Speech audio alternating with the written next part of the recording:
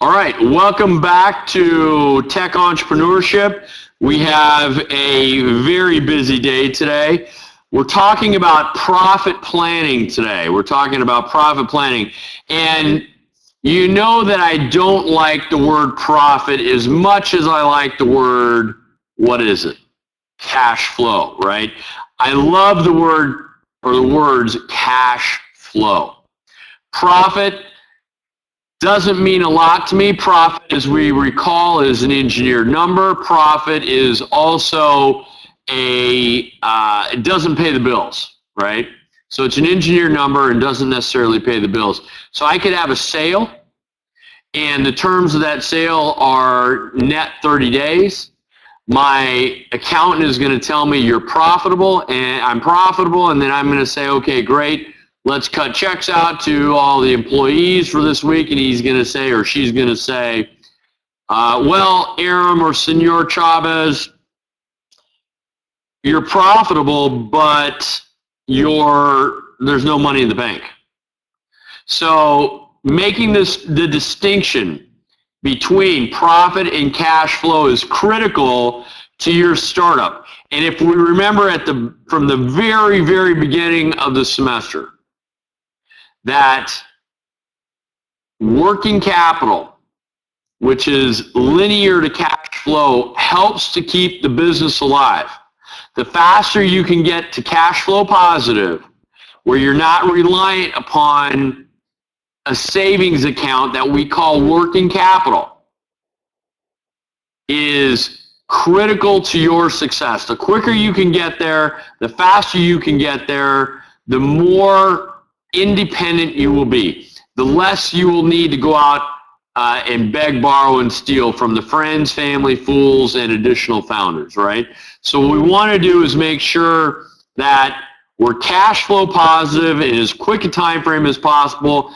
But what am I talking about today when I say profit planning? Aram, you don't like the word profit planning. Tell me, what are you talking about? Well, I'm talking about infrastructure. Let's start from infrastructure. As a startup business, you're in your head and on paper, you're creating a model. Your research is going to lead you to a business model that is both sustainable and able to grow. Again, you know, I also don't like the word sustain because that means maintain, right? And as a startup, we need to be growing. Here to here, here to here, we need to be growing. But business models do need to be sustainable.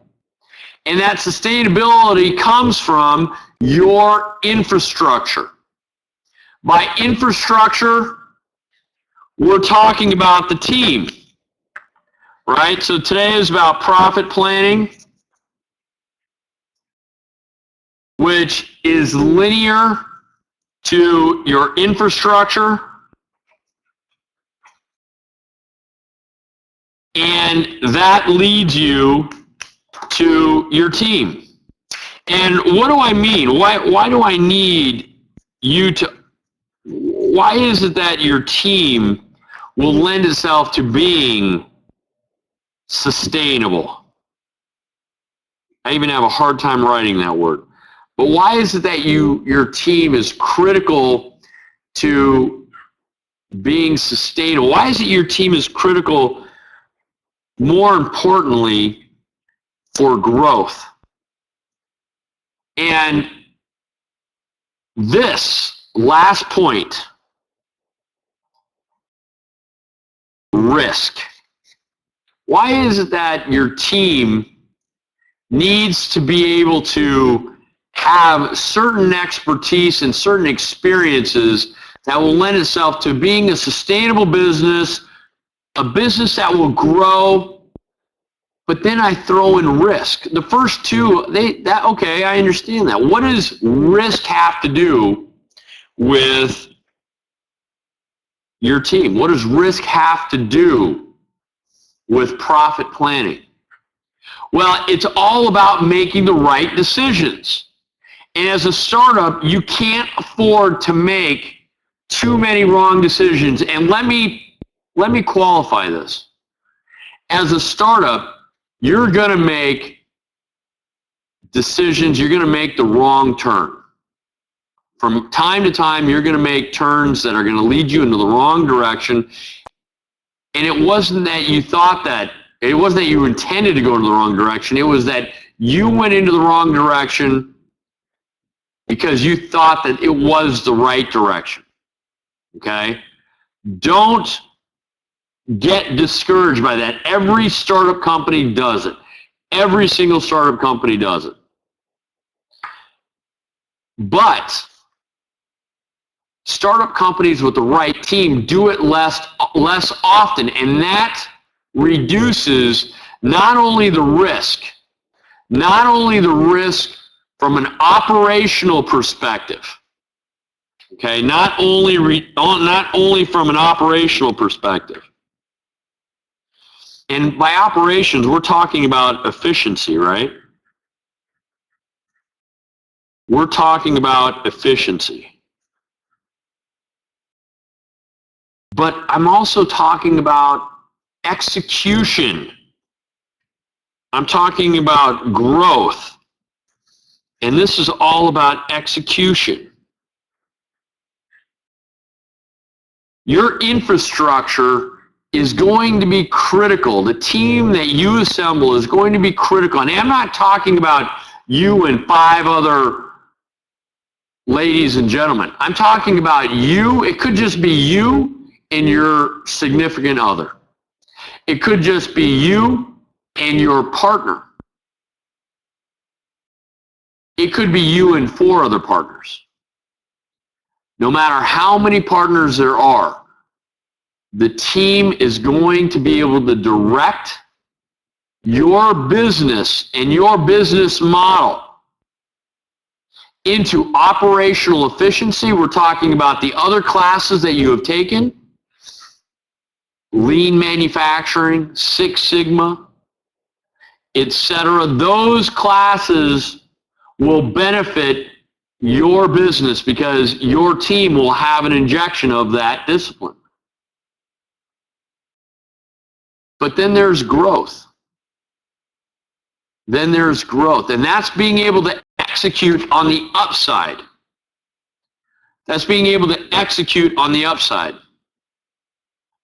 And the last part of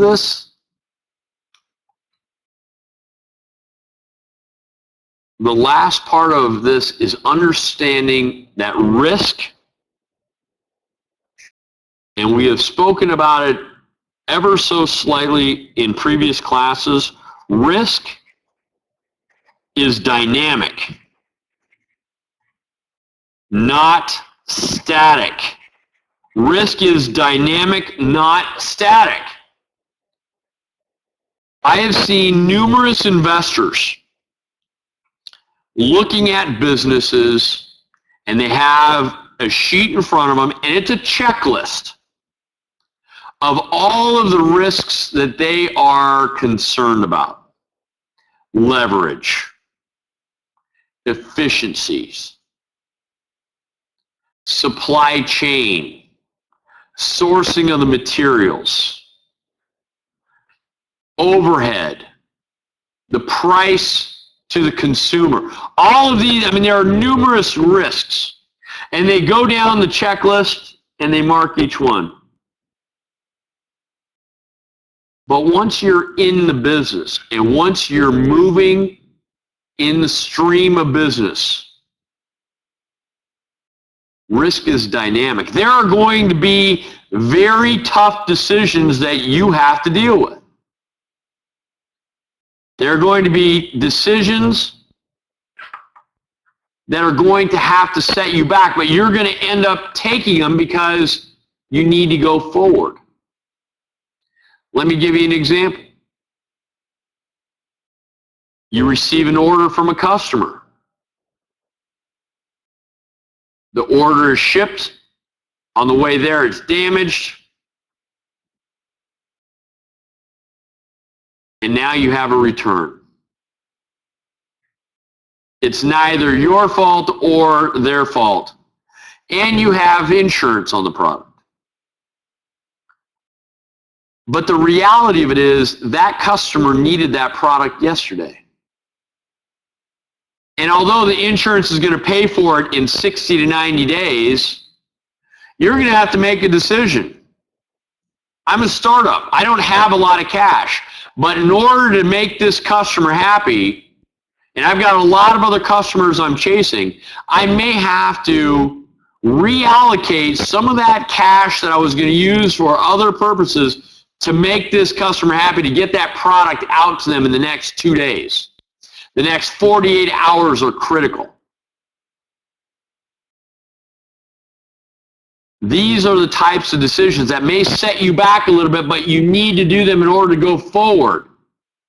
Because you don't want that customer to order from you just once. You want that customer to be happy. You want that customer to know that they can count on you. And that reliability can't be bought. It can't be bought. I don't care if you advertise reliable till the cows come home. It can't be bought. It's in your infrastructure. It's in the infrastructure of your business. And that leads to profitability. That leads to cash flow positive. That leads to another cliche that I'm very torn about talking about. That leads to an ROI, which is return on what? That's right, investment. Return on investment. That is what people are measured by in many cases, the return on investment. Now, let me take it a step further.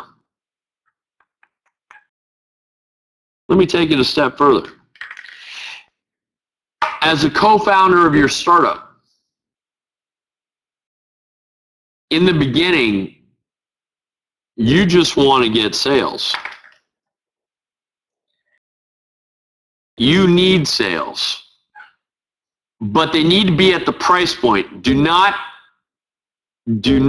forget, it needs to be at a premium price point. Don't lessen your product or service that gives a better technology, more functionality, that translate into a broader array of benefits. Do not discount your pricing just because you need sales yesterday. That doesn't mean that you're going to get sales. Sales is a function of contacting customers. It's not a function of necessarily lowering your price. You compete in the blue ocean. Now, if you're in the red ocean, the statement I just said was true. Walmart, well, they've got the presence. They lower their price, everyone sees it that shops there, and thus they get sales. But in the blue ocean, very few people know of you, and your management team, your sales team, which are one and the same, are going to feel that desperate measure to lower prices because you make the assumption that if you lower prices, it will be more attractive to your customers. Your customers in the blue ocean are looking for premium product. They will pay a premium price. You haven't contacted enough customers is what it tells me. You have not contacted enough customers. And you think that when you lower price, those sales are going to come in. For those of you who have been involved in a startup, I ask you, when you have lowered your prices to a potential customer, Do you get the sale? Not necessarily. Do you know why? Because now your customer starts questioning the integrity of your product. That customer starts thinking, wow, well, they're really small. I wonder if the quality is there. Now you've got trust issues. Now you have trust issues. And so what I'm talking to you about today is profit planning. What I'm talking to you about is trying to, instead of drop your price, how do you increase your profits, which are essentially expenses minus your revenue. And there's a whole slew of expenses, but the three primary expenses that go into any good or service: overhead, COGS, and labor. COGS, cost of goods sold, are the raw materials. We remember that from the first few classes. But you're still going to be judged on an ROI. And your investors are going to judge you on an ROI. They're going to say, well, what's that return on investment, Senor Chavez? And before they ask that question, I'm going to want to identify how I might be able to improve my margins. And that's exactly what I'm talking about. ROI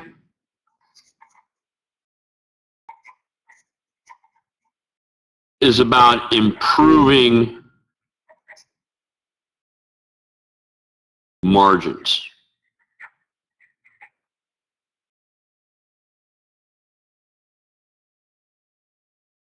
How do I do it? How do I do it? Number one,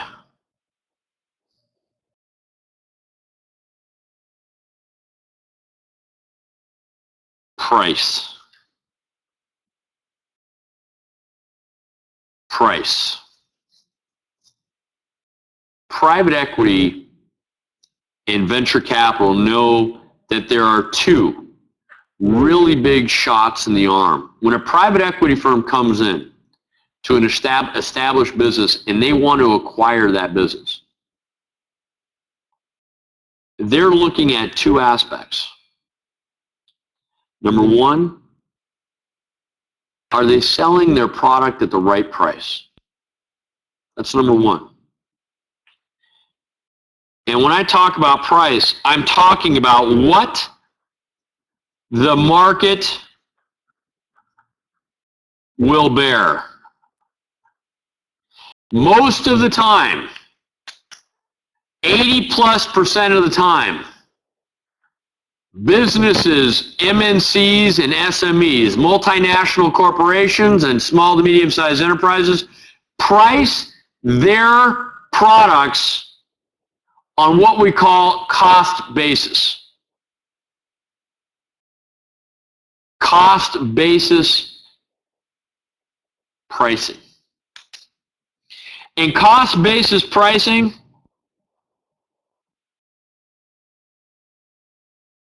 I'm going to put do not do cost-based pricing. And this is all about your margin. Have you ever met someone who said, well, you know, I'm interested in this opportunity, but in order for me to do it, I have to make at least 40% of my money, or 20%, or 10%, or 80% of my money.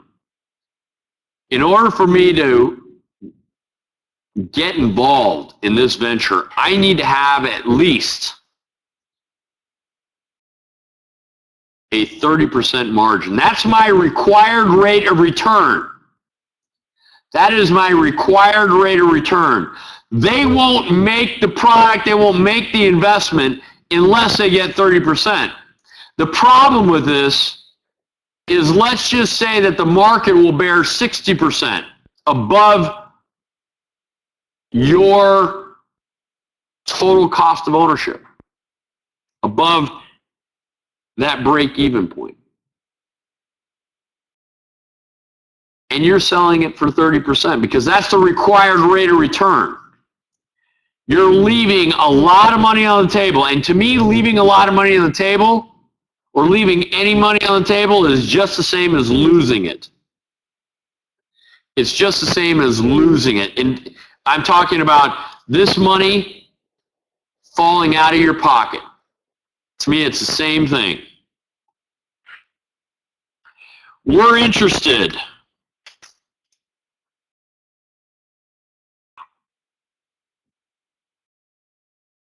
in market-based pricing.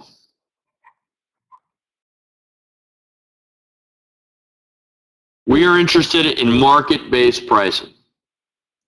The second thing I talked about that private equity firms are very acutely aware of. So pricing is number one. What the market will bear, where are they at?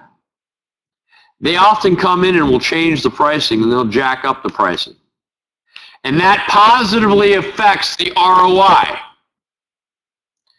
The acronym du jour in investing.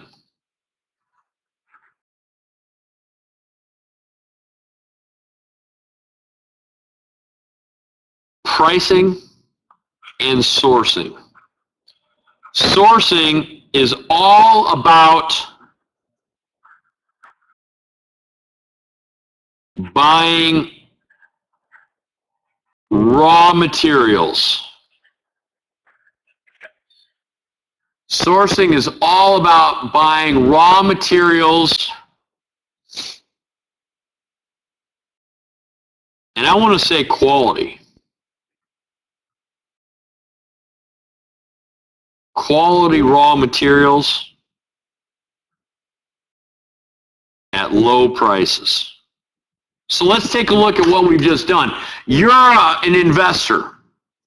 You're considering making an investment into my technology company. You come in and you say, Aaron, what are you pricing yourself at?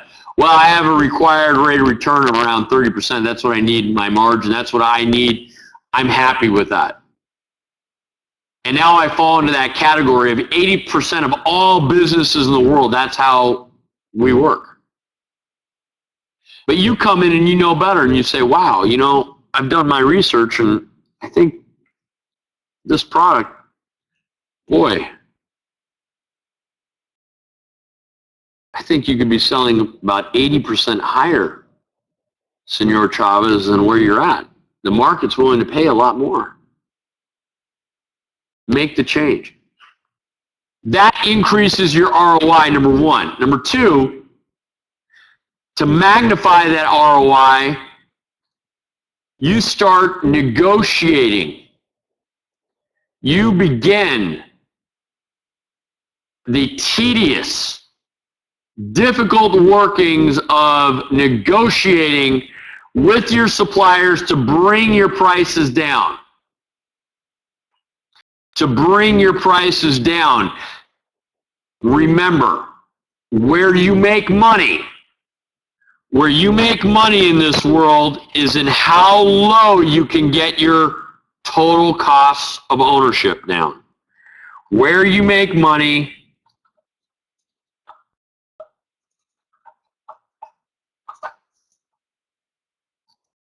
is in cost. And by that I mean low costs, low expenses. The lower you can keep your monthly expenses, your raw materials, your overhead, your labor, the lower you can keep these, the more margin you're going to have. And again, that translates into investor speak of ROI. That's investor speak, ROI, and it's corporate speak, ROI. And as much as I dislike it, we have to know when to use it and how to use it.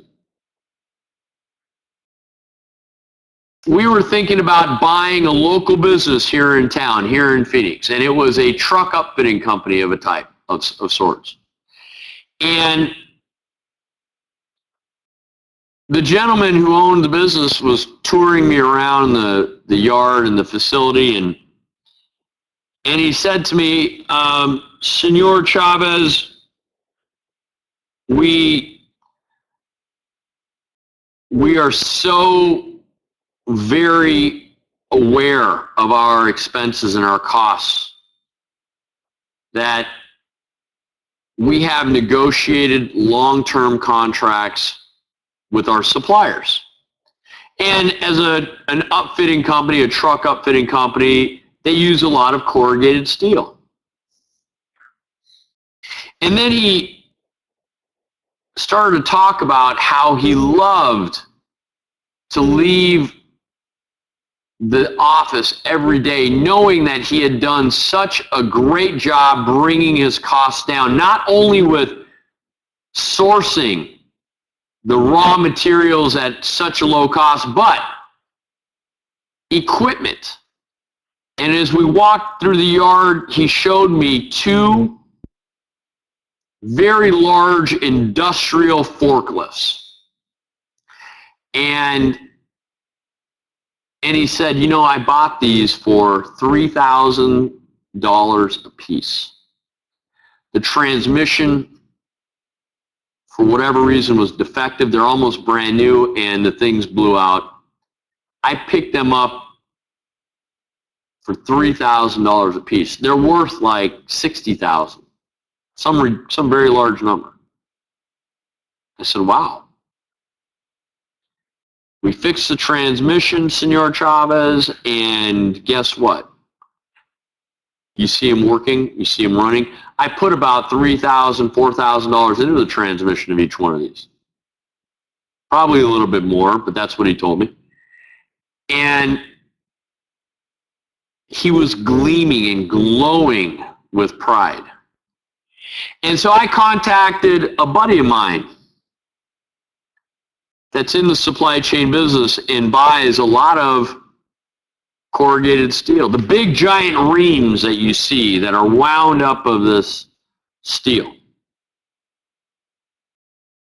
And I said to him, I said, well, listen, Rick, I've got a company I'm interested in acquiring. And I get a feeling that their prices are good. The prices are right where the market will bear, and they're above a lot of their competitors, but they do better work, and they last longer, and they're switchable, et cetera, et cetera. But I get a feeling that they could be sourcing their raw materials at a lower price. But I'm being told by the CEO that they actually have long-term agreements with their suppliers of corrugated steel, and that brings down their total cost of ownership significantly. But I don't believe it. I'm just not convinced. So he said, Aaron, this is what I'll do. I will fly into town. I'll see what their pricing is. And then, whatever I'm able to save you, I want a percentage of that. And I said, well, Rick, what if he's got the lowest price? He said, well, that's my risk. If I'm not able to save you any money, it's my risk. And I said, okay, all right, fair enough. Done deal. He flew into town, spent about a day sourcing new corrugated steel. Came back to me the next day. This is within 24 hours. And he said, Aaron, the supplier agreement that the owner has, the long-term supplier agreement, essentially requires this company to buy huge amounts of corrugated steel every 6 months in order for them to achieve a certain price point. The problem is that raw material may sit there for 8 months or 9 months. So they just continue to accumulate more and more corrugated steel, and thus they have all of their money tied up in inventory. And he said they need to buy corrugated steel really about once every 3 weeks. And so they're buying every 6 months in order to fulfill their end of the contract, but the amount of money that they're saving and the amount of money that is tied up, the delta is $1 million. I can save you $1 million a year if you buy this company. And I said, so wait a minute. You have renegotiated supplier agreements to such a point that I will see $1 million, it will be accretive to my bottom line, $1 million? And he said, yes. $1 million was tied up, $1 million that could have been used for something else. And this gentleman that owned the business was proud to save $40,000, $80,000 every time he bought some major piece of equipment. Yet $1 million is tied up, flying out the window. Sourcing is a key component to a startup business.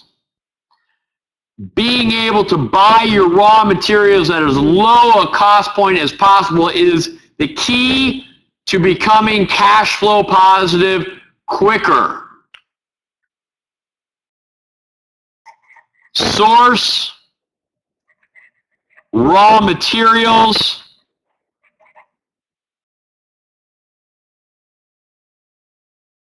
at as low of a price point as possible. I can't tell you how important this is. This gentleman was letting $1 million a year fly out the window. I would have had to have given Rick $300,000. And here's the thing. Once you start renegotiating your sourcing, and you should always be renegotiating. This is the point I wanted to make. Just because you're getting a price point deal on your materials today does not mean you should be satisfied with that for 6 months or 7 months or a year or even 7 weeks. Someone in your organization, this goes back full circle to infrastructure, needs to be constantly renegotiating the cost of goods sold, renegotiating the raw materials, that's your sourcing, and verifying at the same time the quality and integrity of the product. Always be negotiating. Always be negotiating your raw materials. Do not let the price point wow you, because they can do better. Believe me, they can do better. Always be verifying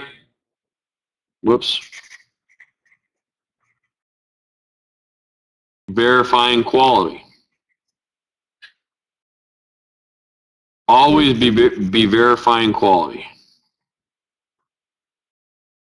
Because having the best price point or continuing to negotiate, what happens oftentimes is you may get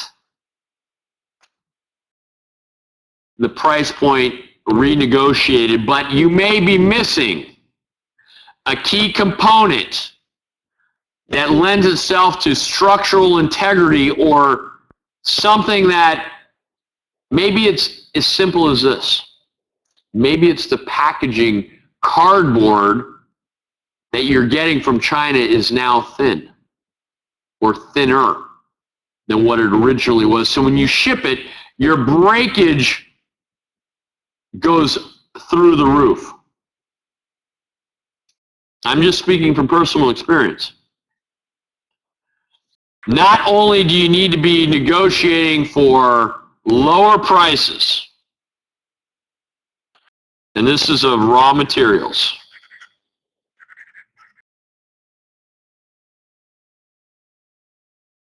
but you need to be verifying that the quality is there, that the quality has not been diminished.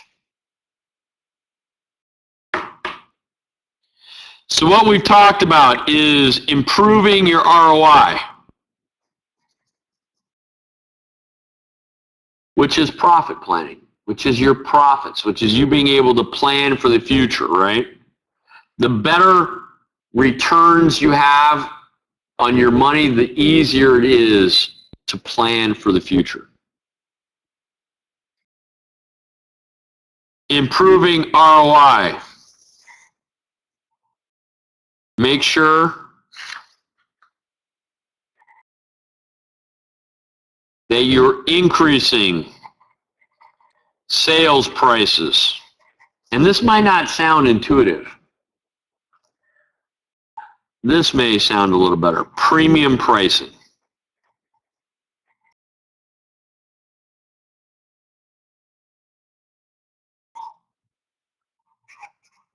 Decrease your expenses. And by this, I'm going to qualify it. This is your COGS, your overhead, and your labor. Your COGS, your overhead, and your labor.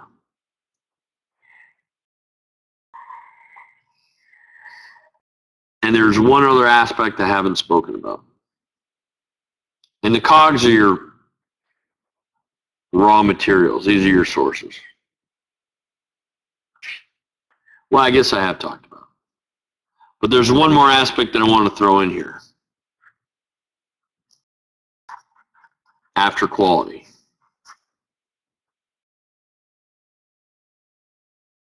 This will lead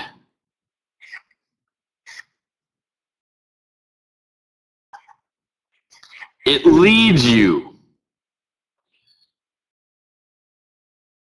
to independence. It leads you to lower amounts of invested capital. And invested capital is the capital you need in order to grow the business, in order to achieve cash flow positiveness, in order to expand your customer base, in order to continue to provide a positive experience for your current customers, not just expand your customer base. So the lower amounts of invested capital is the result. And that equals improvements on your ROI.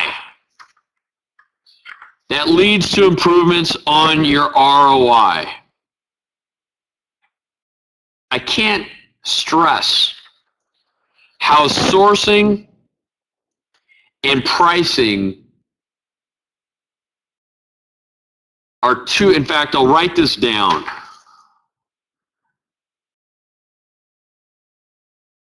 Two big shots in the arm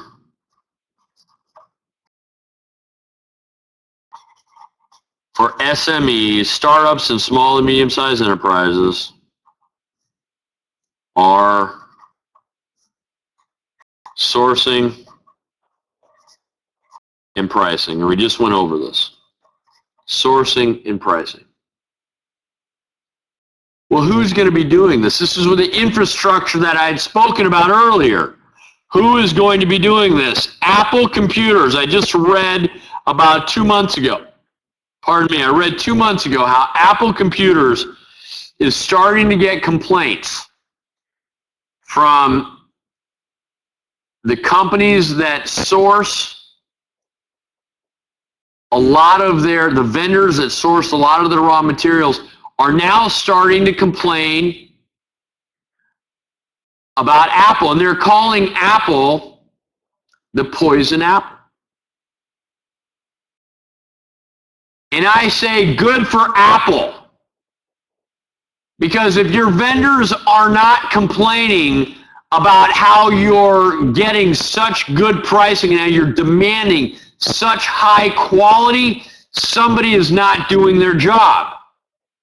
I read that article and said, wow, it was supposed to be a negative article on Apple and how they're beating up their vendors. And I said to myself, this is how it's supposed to be. You need to constantly be verifying the quality and constantly be hammering your vendors, your suppliers who's sourcing the raw materials for you on price religiously. But maybe it's once a month. Maybe it's once a week. As a startup, you don't have the luxury of maybe once a week.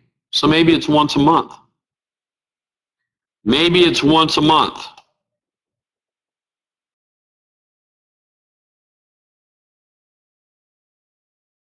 And now that leads us to being able to predict your future expenses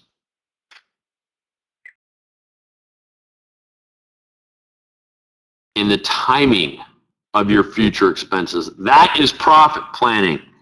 Leads you to predict timing and additional expenses. And these expenses, to take a little bit of a deep dive, may be in the form of expansion. And that could be geographic expansion, maybe another city. It could be accelerating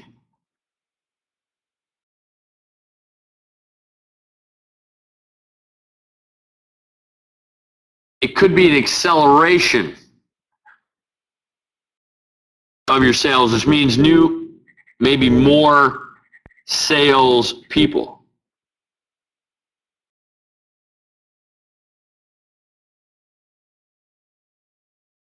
And maybe it's extending.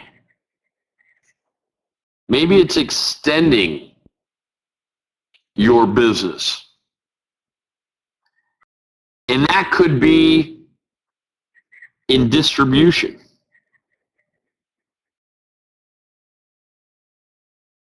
But now you have more cash to put towards distribution.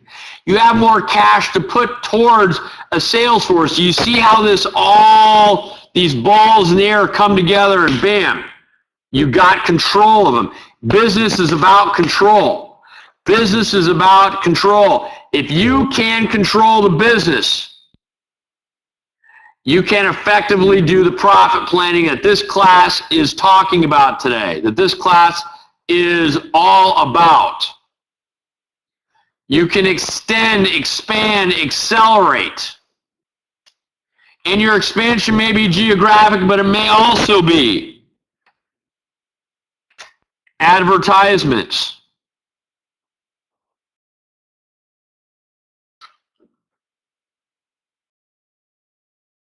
You now have a budget. Like that, you have a budget. And you're controlling the budget and the timing of your goals and your growth. Do you see how important infrastructure is? to budgets, to profit planning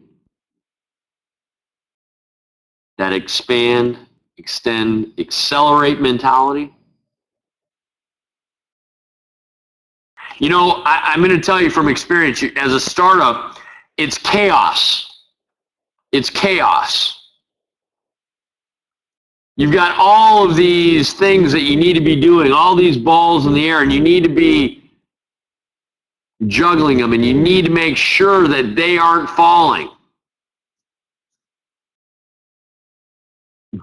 If you're able to start controlling your expenses and you're able to start demanding premium pricing from your customers, you'll get there. You'll get there, but it's about control. All those balls in the air, you've got to control them. That's the first thing that you should be doing every day, is seeing how do I control this better? That will give you the budget. It will give you the budget. Trust me. There'll be a series of steps, and the next thing you know, you'll have a budget. That will give you the budget. The better you're able to control your expenses, the better the budget. And then the timing. And then the timing comes along. That's the job of a CFO. In the real world, that's the job of a CFO. That's part of the treasury function of the business. That's what profit planning is all about.